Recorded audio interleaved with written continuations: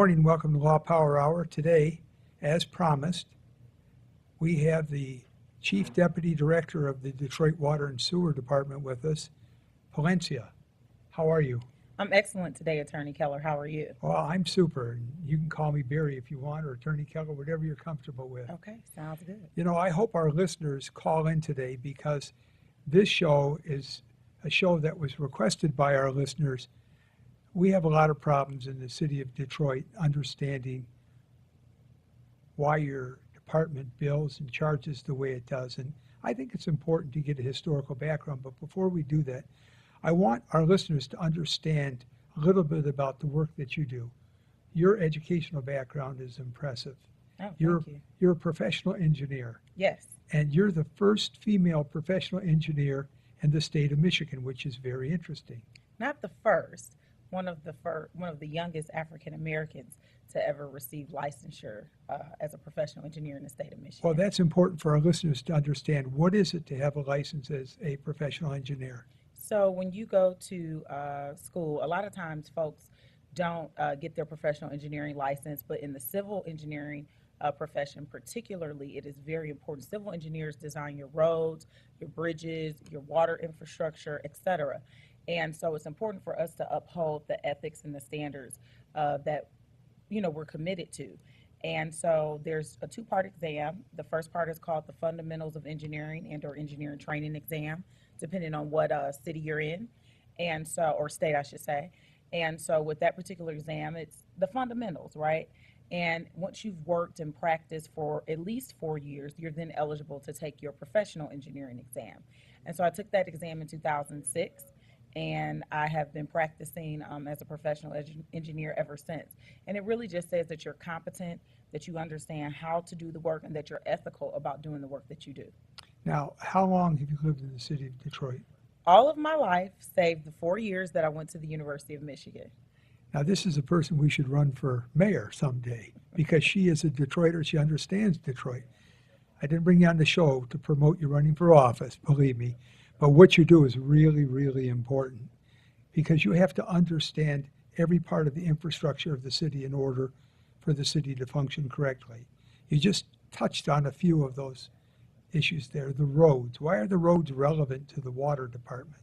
So the roads are relevant to us because we are everything that lies beneath. There's an entire city that lies beneath all the roads, and that city actually allows you to have water and sewer and telephone services and electrical services and natural gas. We couldn't function as citizens if we didn't have those infrastructure, if we didn't have that infrastructure. And so I always tell little kids anyway that Teenage Mutant Ninja Turtles is real, right? If you've ever seen, the Teenage Mutant Ninja Turtles, there's an entire city beneath us.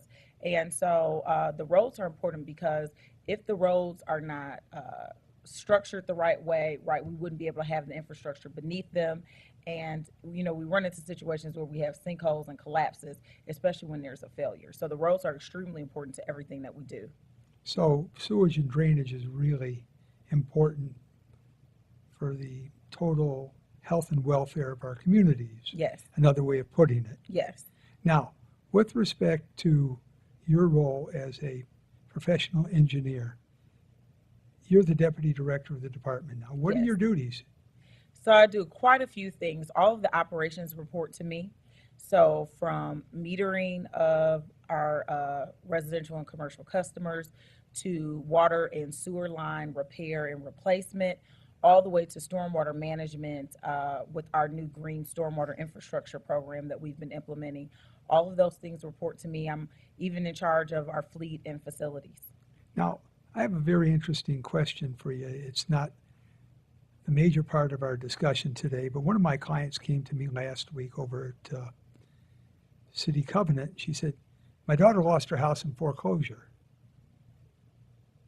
I said, well, you got to call the water department because you don't call the water department, the water bill is going to continue on. Tell them that you lost the house. Take her name off of it.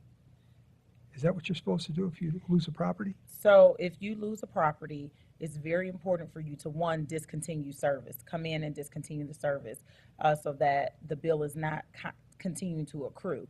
There are always service charges if there's never usage. We have meters and we have technology associated with those meters, and there's a service charge associated with that. So even if you don't use any water, every month you're going to generate service fees. And so it's critical for a customer who has moved or who is selling their property, or even one who has lost their property in foreclosure, to come in, make an appointment, let us know that they would like to discontinue service, and then that bill won't continue to accrue. So what happens at that point? The water shut off? We will shut the water off, yes. Now I'm going to get to the big issue. What about the impervious rain runoff that still occurs? Am I going to get billed for that when the water shut off? So the once the account has been shut, then those drainage charges also would be off on that account. Okay, so there'd be no drainage charges on that account.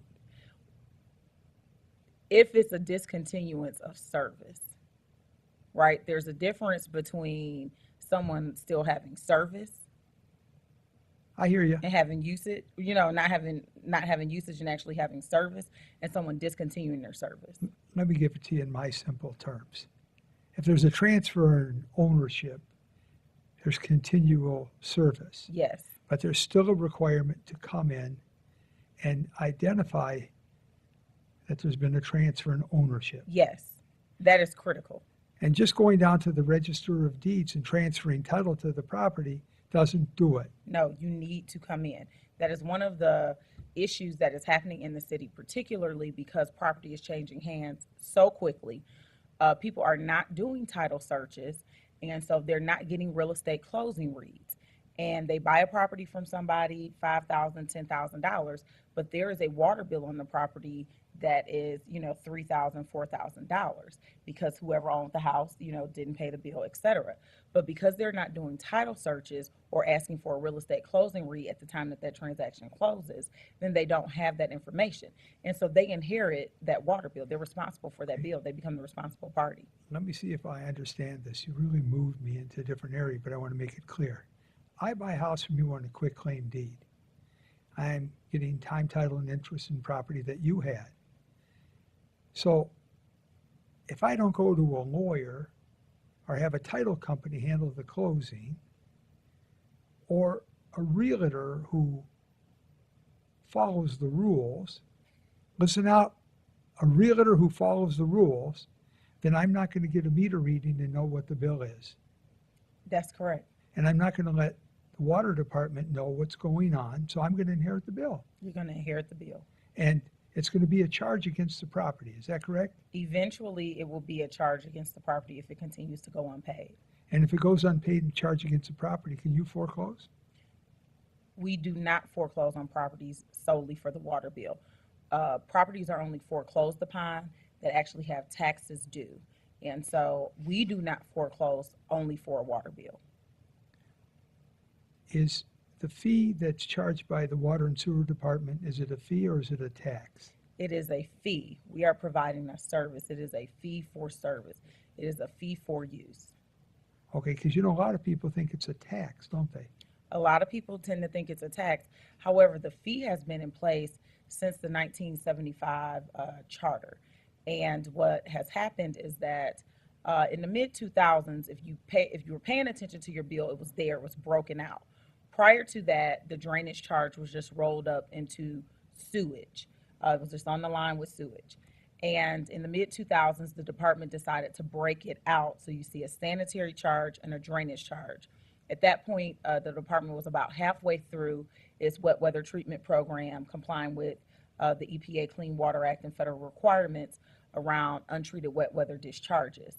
And so they broke it out, and then going forward, we've broken it out and we've kept it that way. But what has happened in the last 2 years is, as a new administration came in with respect to myself and the current director, we learned that some people were not being billed, some people were being billed incorrectly, and some people were being billed more than what they should have been billed. And so what we did was figure out what was going on with those different classes of customers and come up with one rate structure so that everyone is billed based on how much hard surface is on their property, or what we refer to as impervious surfaces. We're going to come back to that in a minute. We're going to take a break, 'cause Okay. this is a very important part of our show today. to explain how the EPA got involved and what happens with the discharged water, why that water is not the same water that comes through the sewer and sanitary systems from our house. And I specifically said from our house. It gets mixed. Well, that's the point. That's what we got to talk Okay, about, that's right? what we're going to talk about, right? When we come back, we'll be back in a minute.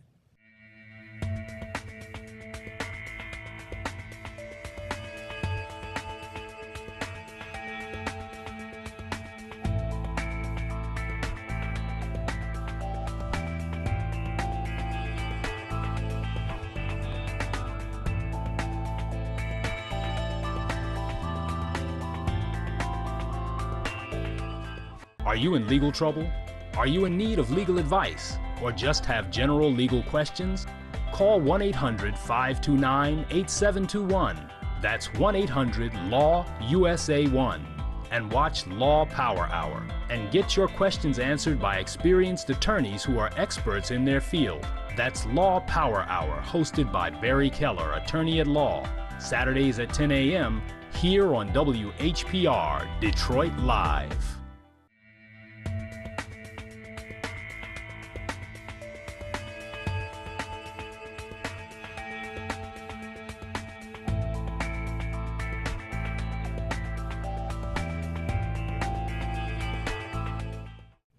Okay, since 1975, the EPA came in at that time, and they said, look, City of Detroit, you've got to pay for the recycling process. That's my simple way of explaining it from the drainage, because the drainage is not the same as the water being discharged in the house from the sink, from the bathroom, et cetera, through the sewer system.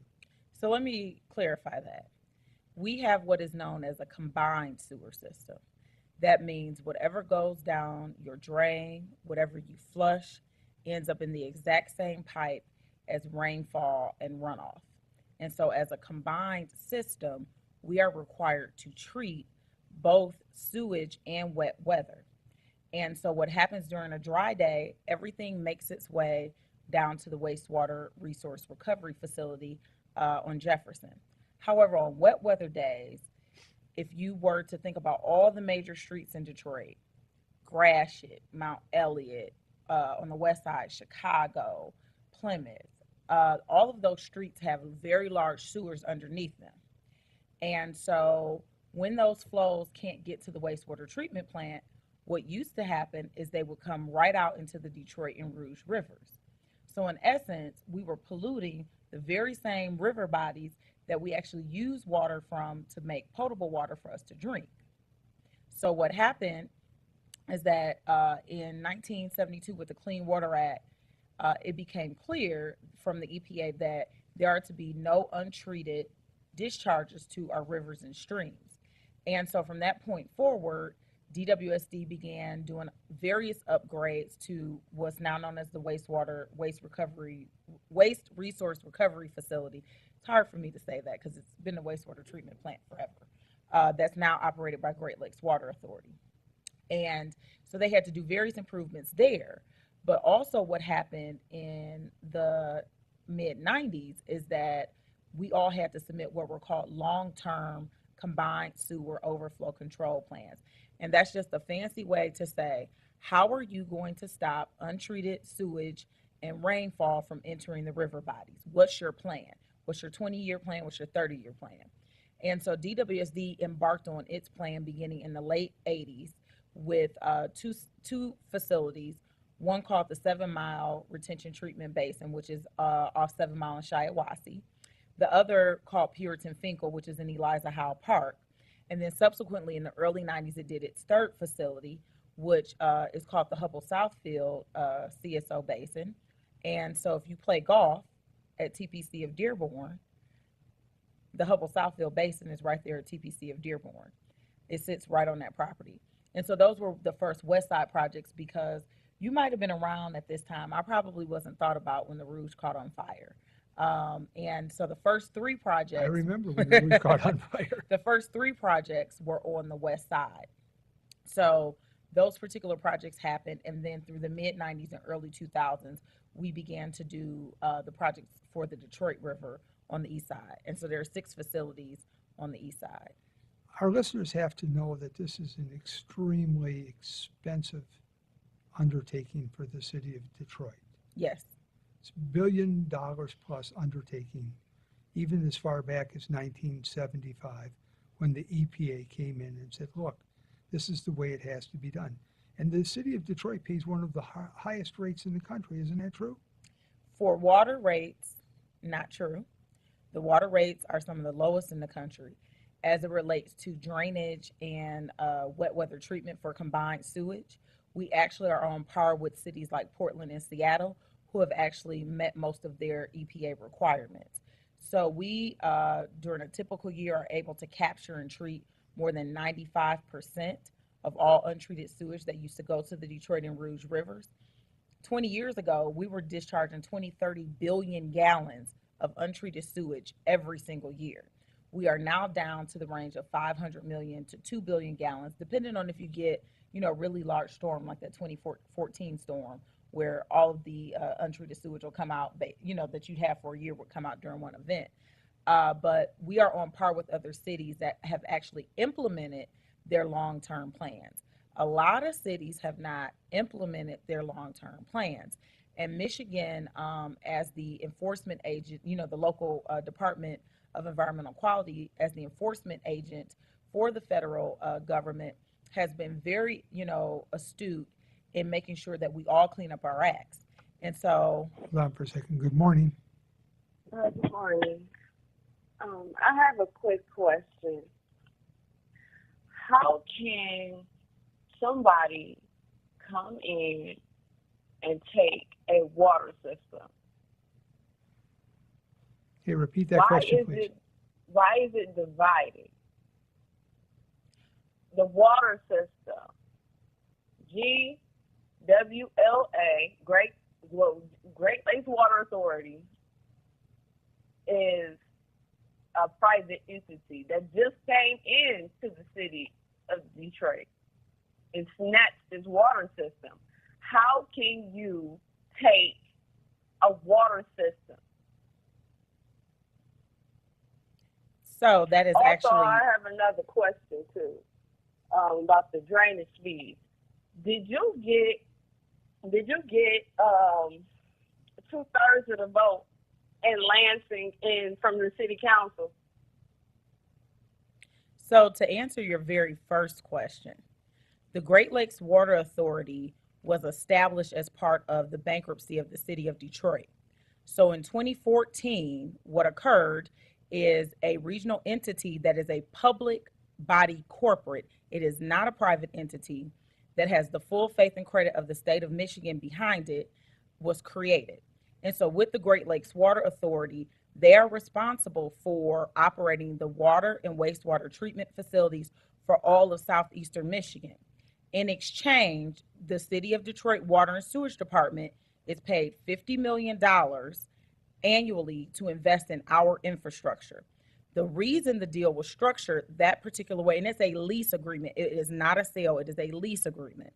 The reason the deal, and it's a 40-year lease, the reason the deal was structured that way is because the principals, meaning the county executives and the mayor, did not feel that it was prudent to take the revenues of the system and use them for Detroit's creditors. And so what happened is an agreement was made that any money within the system would be used to rehabilitate Detroit's infrastructure and would be used for capital improvements for the city of Detroit.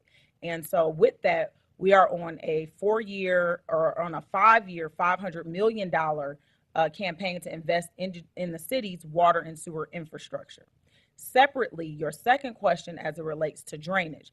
The drainage charge has been acknowledged and was a part of the 1975 charter that predates the Headley Amendment. And so the charge was not required in terms of going to the legislature or to the city council. It has been in effect since 1975. So if this is a charge, it's a fee. It is a fee. It is not a tax. And everybody pays it. Everybody is levied the charge. Every parcel in the city of Detroit that has driveway, rooftop, hard surfaces, parking lot, asphalt is charged for its impervious acreage. When we were off the air, I was asking Palencia some questions about it. Can you avoid paying these charges by making changes to your property, like a parking lot in a shopping center, for example? And there's a lot that can be done to reduce the runoff, but you can't completely avoid it. You can't completely avoid it. So you can put in what we call green stormwater infrastructure practices, where you actually manage the runoff that is generated on your property. And so we have several of those installations across the city that we've done as DWSD. We're required in our current permit to do them on the west side of the city. And so we have 4 what we call vacant lot bioretention gardens that actually take rainwater off of Evergreen, Vaughn, Stahalin, and Greenview, and it manages that. We also have a park at Foyer and Trojan called Viola Luiso that we've done some stormwater gardens in. And then we also have projects at Stopel Park as well. Good morning. Hello, Good morning. how are you? I'm fine. How are you today? Okay. Got a question for us? Okay. My question is, previously I was charged $20 and change for this water runoff of my property, and the price went down to like $8.09. What happens to all the money that I already paid in? So this is a corrective action that is going forward. And so what we have done is just made sure that everybody has been charged the same rate. There are some folks that were not being charged what they should have been charged. And so this is a rate that is going forward. There is no retroactive credit being granted as it relates to the corrections that have been made. Thank you for your question. Good morning. Good morning. I'm sorry, I tuned in a little late. I was at the grocery store, but I have a question about churches. Is it mandatory that they pay this drainage fee, or do they have an option to opt out? So every parcel in the city of Detroit that has impervious acreage will be charged for that impervious acreage. However, particularly for non-residential customers, such as commercial customers, retail centers, faith-based centers, they have the opportunity to do a green stormwater infrastructure project and potentially reduce their drainage charge by managing that rainfall where it actually hits on their property. Okay, we're going to talk about that green storm management, but we have 2 calls. We're going to take them first. So let's save that thought. Good morning. Yes, happy Saturday to both of you. I'm calling about the donation on the water bill. And I'd like to know when you have no permission to put a donation fee on the bill and the next month it goes up, who's doing that, why, and how do you get a refund if you've never authorized anybody to take a donation? So that donation predates this administration. It was implemented in 2006, and a postcard was sent for people to opt out at that time. You can call 313-267-8000 and let them know that you would like to opt out of the donation, and they will update your account accordingly. Thank you. Good morning. Hey, I just wanted to also say this. With the drainage fee charge, everybody is not given the same amount.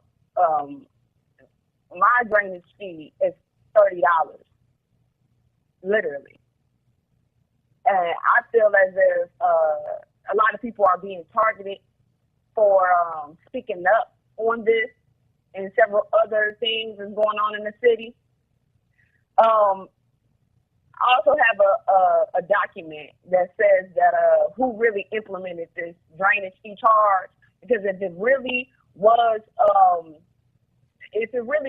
on your bill previously to this administration, then it wouldn't be in a limelight like this. So this is a way to push a lot of people out of their homes, because if you don't pay this fee, that is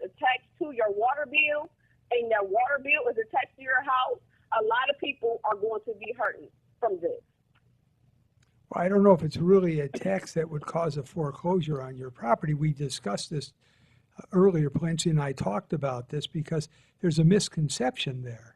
There's a misconception there. Properties are not foreclosed upon solely for a water lien. Properties are foreclosed upon when there's a tax lien that exists. And I want to correct something that was said. Everyone is not going to pay the exact same amount. It depends on the amount of impervious surface that you have. I have a ranch house that has a really long driveway and a garage. My bill is going up from 20 something dollars to almost $30. If you have a smaller bungalow, your bill realistically is going down. If you have a smaller ranch, your bill is probably going to go down.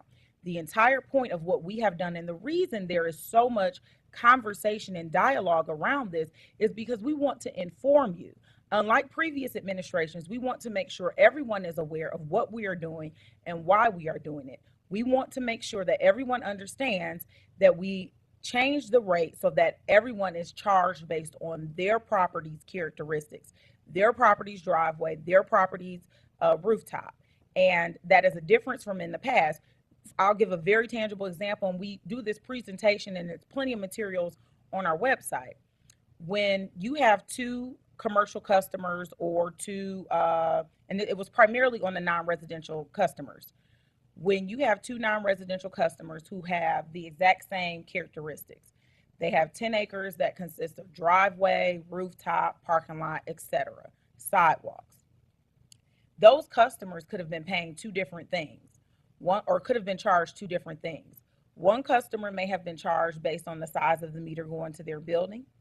The other customer was charged based on the acres, and that's not fair. Their properties have the exact same characteristics, are generating the exact same amount of rain runoff when it rains. So they should be charged the exact same way. And that is what we have done. And that's why there is so much conversation, because it is making sure that we update the rate structure so we charge every property based on its characteristics. So when you look at a water bill, and I know I've got two calls, we'll take them in a minute. When you look at a water bill, you have to look at what you're being charged for.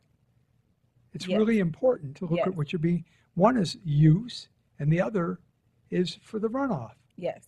And the bills for the drainage have been revised. And so now we have on there how much impervious area you have times your rate, and any credits. There are some customers that have put in green stormwater infrastructure practices.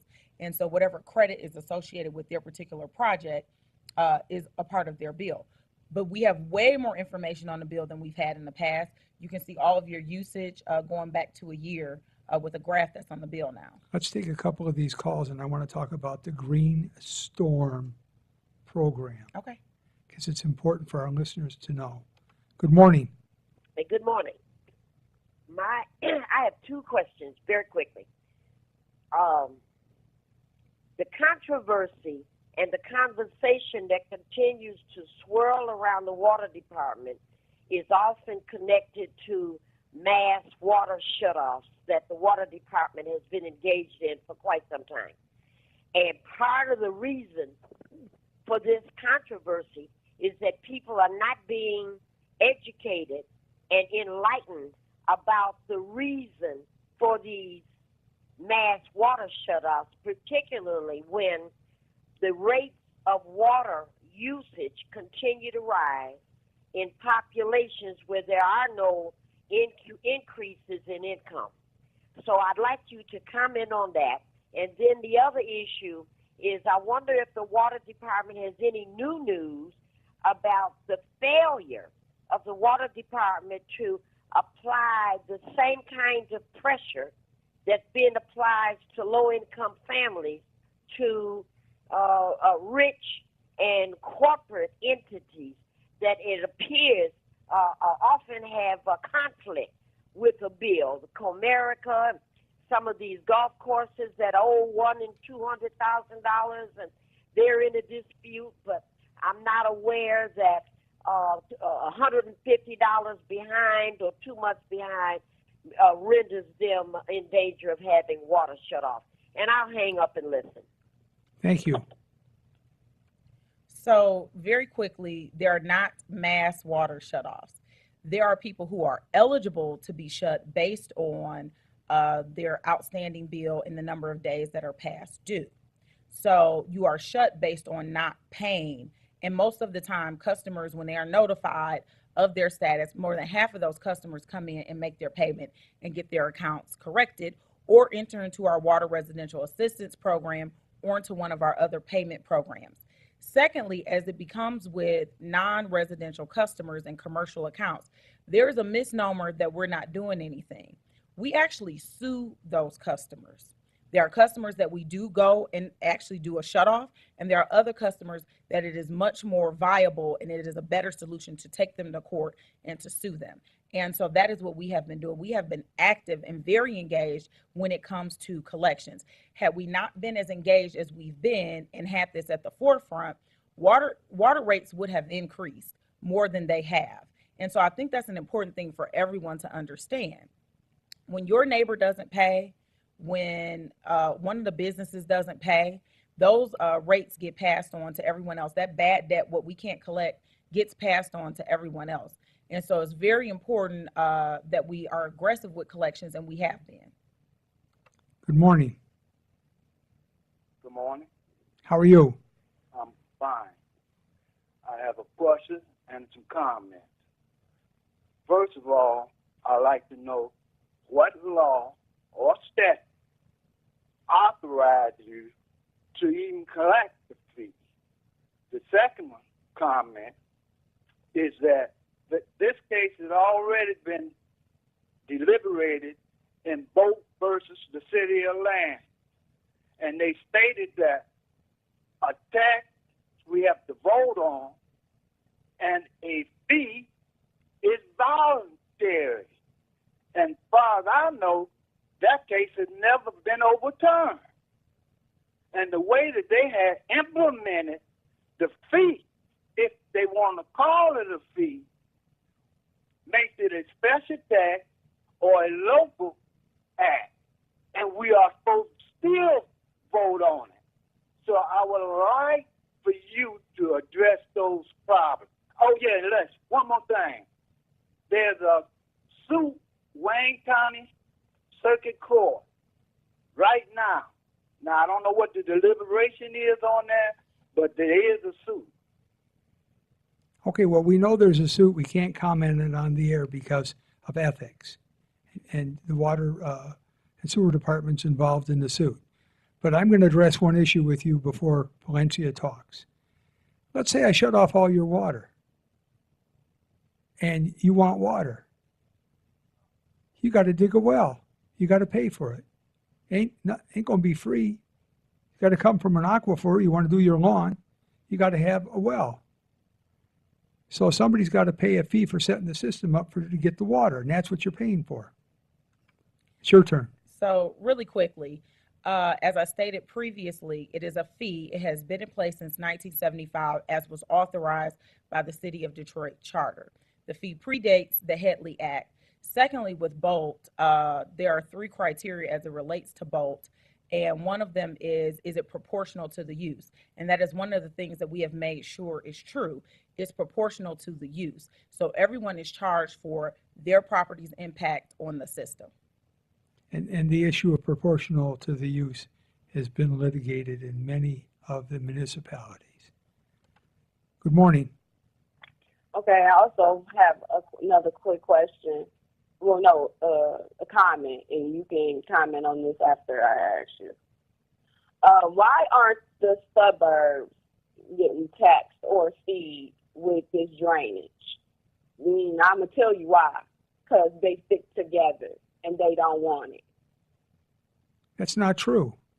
That is incorrect. And you've been to several of our community meetings and several of our presentations. So you know very well that we also enunciate and discuss that as a region, Southeastern Michigan has spent more than $3 billion as it relates to wet weather treatment. There are several facilities in Oakland County, Macomb County, and Wayne County that provide the same service. Every particular city in Oakland, Macomb, or Wayne is not necessarily part of a combined system. And so how each of those cities chooses to levy and charge those charges is different. Every city chooses to make their charges something different. There are cities that don't break out drainage from sanitary because the basic premise is it's a combined system. So whatever enters up in the pipe has to be treated. And so they only charge a sewage rate. So if you were in a certain city, you would see only water and sewer. However, that city has several combined sewer overflow and wet weather treatment facilities. Good morning, and thank you for being patient. Good morning. I'm calling again. I'm calling concern. I'm going to change this up a little bit because that subject is really just going around in circles. But I'm calling concerning the water that stands in the street every time it rains. Every time it rains, in certain areas in the Wyoming Schoolcraft area, you cannot get through. You have to back up, turn around, go around, or do something. What is being done about that? Is some of this drainage money going to help that? So specifically, if there's a blocked catch basin, you have the opportunity to report that on Improve Detroit. We will come out and we will investigate and we will determine whether or not it is the catch basin that's not taking water or whether there is some other issue and we need to involve another city agency. We recently, in August of last year, launched a campaign to clean 10,000 catch basins per year. There are more than 95,000 catch basins in the city of Detroit. And those catch basins had not been maintained with any routine procedures. And so we invested and bought 6 new sewer cleaning vehicles. We actually, I believe, have 2 or 3 more that we will be acquiring.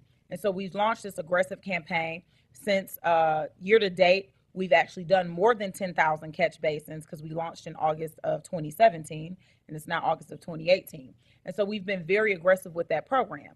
If you don't have the Improve Detroit app, you can call 313-267-8000 and provide the specific address or intersection in which the street flooding is occurring.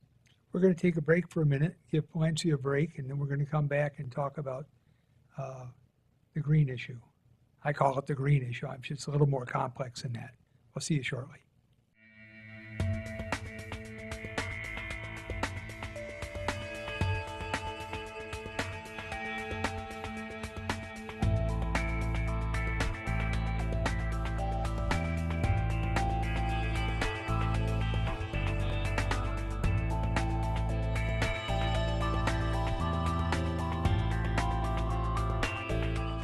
Are you in legal trouble? Are you in need of legal advice? Or just have general legal questions? Call 1-800-529-8721. That's 1-800-LAW-USA1. And watch Law Power Hour and get your questions answered by experienced attorneys who are experts in their field. That's Law Power Hour, hosted by Barry Keller, attorney at law. Saturdays at 10 a.m. here on WHPR Detroit Live.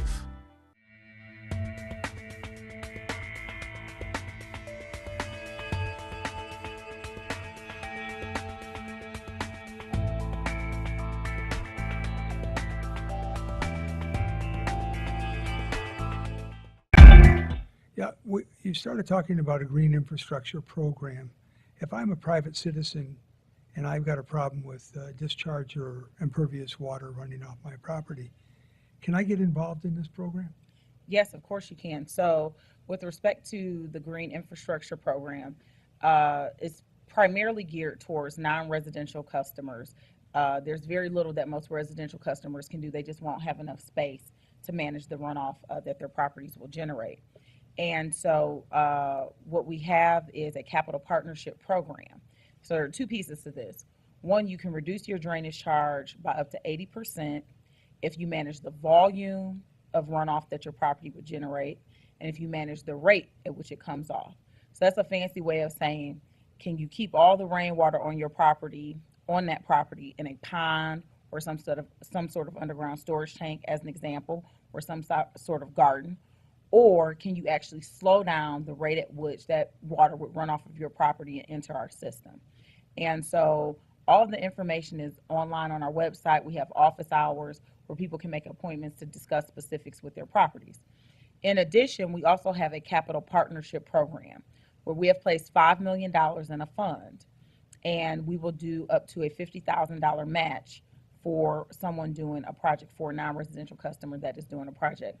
We have several applications, and the applications run quarterly. So every quarter we accept applications and provide an answer for those who submit applications about being awarded.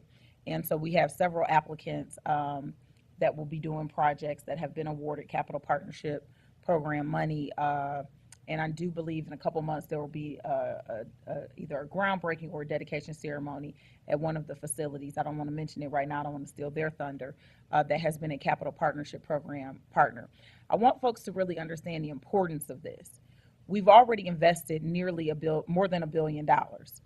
And had we, there was supposed to be a tunnel. Those people that live on the west side near the Rouge River are very familiar that in 2007, 2008, the department was going to put a tunnel in to just take in all the extra and get it down to the wastewater treatment plant. That's the easiest way for me to say it. They're going to put in a really big pipe that would parallel the Rouge River and pick up all those untreated discharges. Well, when they did the affordability analysis, that project was $1 billion+. And when they did the analysis at the time, the department could not afford, and the ratepayers were not going to be able to afford that project. And so the project was shelved. And what we were allowed to do by the regulatory agency, they said, well, Detroit has a lot of vacant land. How can you change the characteristics of the city by using that vacant land to potentially manage stormwater? And that's all green infrastructure is. It's looking at ways to take the water that falls on the streets and the rooftops and the sidewalks and managing it in a different way.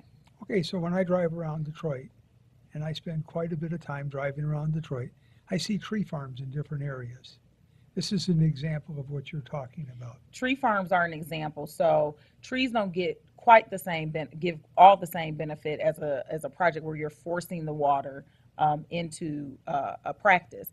But trees intercept rainfall, right? That tree canopy actually intercepts the rain when it falls, and those trees absorb that water through what we call evapotranspiration. Fancy way of saying soaking up water. And so those trees are a benefit. And so part of the permit obligation that we have for green infrastructure was street trees, and the department spent, I believe, a little bit more than $500,000 putting in street trees over the course of the last few years that this has been in our permit. Well, we could take vacant land, we could put orchards in there, we could put gardens in, we could put retention ponds with the gardens in, we could grow fish. I mean, there's a lot of things we could do. There's a lot of things we can do with green stormwater infrastructure. And one of the things I love to say is how it changes how people feel about their neighborhoods. We have a project at 8303 Evergreen, off a couple blocks off of Tireman. And we did a groundbreaking ceremony for that, or I should say a dedication ceremony. And the children from the school around the corner, they came and they participated because they're learning about this in their science class. And the neighbor from across the street comes over and he says, I know how it works. I said, oh, well, tell me how it works. Well, when it rains, the rain goes into the garden and it soaks it up. And then, but my side of the street still floods. When can I get one of these on my side of the street, right? And that for me was one of the most refreshing moments because it showed me that what we're doing matters, that people understand it. And that's a huge project. It has funding from the Erb Family Foundation. The University of Michigan does all of the social research. They interview all of the residents before and after the project was in. And even if you go to this neighborhood now, you will notice that people have maintained their lawns differently. They're beginning to plant flowers. They're beginning to change their landscaping. And so it's a great way of showing how something that has a functional purpose can actually change how people feel about it's infrastructure that you can see, that you can touch, that you can feel, and it changes the way people feel about their neighborhoods. I want to make one other correction. We were talking a little bit earlier, and with the drainage charge will still accrue even if there's not usage at a property. And so if you are buying a property, it is so important for you to get a real estate closing REIT so that whatever outstanding charges exist on that account, you will actually be able to have and negotiate with the seller around who's going to pay for that. But if the property, if you notify them that no one's living there, does the drainage charge The continue? drainage charge is still going to accrue because even when the property is vacant, it still has a rooftop, it still has a driveway, and it's still going to, that service is still going to be used. That's what I was asking you about earlier. Yep. And I didn't understand what you were asking me at that moment, but Okay. yes, want to Well, make sure there's I certainly a corrected lot that. of what you've told me I don't understand. I'm trying to get straight. One of the things I wanted to ask you is that there's a lot of vacant areas in the city, and could the neighbors reduce some of their charges if they put in flower gardens? Say there's some vacant lots and just planted flower gardens in those areas. Wouldn't that help? So specifically with residential properties, there generally is not enough land to be able to manage the runoff and the cost. It's going to cost you more to do a project than what the value is going to be. Most of our residential customers, their bill is staying about the same. So most of the residential parcels are going to be around the $20, $21 mark in terms of their drainage charge. Now, one of the things that I'm curious about, there's a lot of older homes in the city, and they use galvanized pipe. Is part of the plan to change all of that, require people to change all the piping in their houses? So I can't speak about private plumbing because that would be the designation of the Michigan Plumbing Code and the Building Safety and Engineering Department. What I can speak about is that we have a pilot program that we're doing because the rules have changed around lead service lines. And so the state recently changed what we call the lead and copper rule, which governs the private side of the service. And in most cities, between the sidewalk and into the property, that water service line is considered private. Similarly, on the sewer side, from where your sewer leaves your basement to where it taps the public sewer, it's private. And that's typically the responsibility of the homeowner. This year, in preparing for the changes for the lead and copper rule, when we do water main replacement projects, if we determine that your side, the private side of the service is lead, we are replacing that with copper with your permission. So we have a form that folks would sign and fill out. And so we don't have a ton that we've done just yet. There have only been, we are using data. Back in the day, it was 1945, around 1945, when service lines were changed, the plumbing code changed, you couldn't use lead. And so we use that as a metric, so when was water service established? And so the interesting thing about Detroit is, a lot of people, when they built their houses, they could request the finest materials at the time. And so we may estimate, based on date, that a street could potentially have 100 lead service lines, and we get out there and we might find 5. So, it's an interesting work that we're doing, but we're trying to be compliant with what the new regulatory change is and just get our data corrected, because that also, or updated, I shouldn't say corrected, but updated. That is part of the rule change, is that every city must inventory and determine what the public and private side of the water service line is. Do I have to pay for that change when you're out there doing your work for the lead service lines? It's part of the water main replacement contract. And it's part of my bill, isn't it? It's part of the water main replacement contract. No, I want to hear that. And so it's part of the services that are being it's provided. going to be added onto my bill, isn't it? It's part of the water main replacement. Okay, work. I'm not being critical. Yeah, no, I know. We're trying to comply with a rule that was enacted by the state. And so we've asked for, all the cities have asked for additional guidance from the state as it relates to funding that mandate. So when you change it, do I get a period of time to pay for the change, or is it just? It's just part of the water service, right? So it's just part of the normal course of us doing business. Okay, that's all I wanted to know. Yep. No. It's I not. didn't want It's not. somebody No. It's not. We're not going to say pay me right now. No, it's just part of the water service. Let me share a little story Okay. with you why I'm asking this question. I had a client of mine who lived out in Commerce Township, and they were in a septic, and they wanted to hook up to the sewer. Well, they can't force people to hook up to the sewer off the septic until the septic fails. Though the septic failed, well, it's like $13,000 to hook up, and there's no wiggle room there. Either you're going to hook up or you're going to not have any sewer going to the house when the septic fails. This is not the same type of issue. No, this is not the same type of issue. We are doing it just as part of water main replacement work. And before we go off the air, the gentleman who said, why should we pay a fee? I want you to think about the mechanical cost of bringing utilities to your property. If you had to pay for those in a new subdivision, you'd pay a huge amount of money that would increase the value of the real estate. And the thing that people do not understand is the real value of property is not just the property itself, it's having all of the services brought to the site so that you can develop the site. And people don't think about that. That's why all these vacant lots in the city of Detroit should be gobbled up, houses should be built on them, businesses should be there, and they should be recycled because all of the mechanical is right at the street.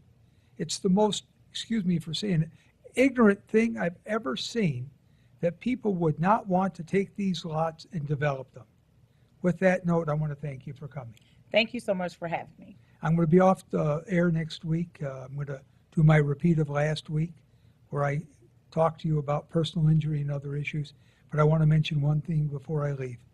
As of September, TV advertisers who are advertising call me about my lawsuit have to identify designated lawyers who are going to be handling the cases. So if you call 1-800 blah blah or lawsuit or whatever you call, they got to tell you the name of the lawyer and they have to identify that lawyer who's going to be handling the lawsuit. Have a great week and thanks for listening. Thank you for coming. Thank you for having me.